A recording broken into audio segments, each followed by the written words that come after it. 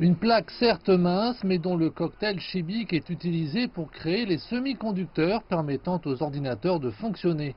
Les États-Unis les ont inventés et ils constituent l'une de leurs exportations les plus lucratives.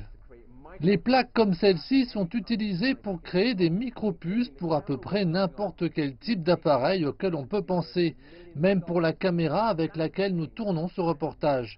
L'information concernant ces plaques vaut potentiellement plusieurs millions de dollars, et c'est bien pour ça que les choses deviennent vraiment compliquées. Niché au cœur de la Pennsylvanie, Acrion Systems a récemment été racheté par la compagnie chinoise Nora. Dans les 4 à 5 ans qui viennent, 70 à 80% de la croissance du marché de l'équipement semi-conducteur se feront en Chine. Mais ce genre d'affaires reste exceptionnel. Le gouvernement de Donald Trump a rejeté les nombreuses prises de contrôle chinoises de fabricants américains de semi-conducteurs, des décisions prises face aux craintes que la technologie ne soit utilisée pour menacer les compagnies et l'armée américaine. Les États-Unis ne fermeront plus les yeux sur les pratiques économiques injustes, y compris le vol massif de propriété intellectuelle, les subventions industrielles et la planification économique omniprésente menée par l'État.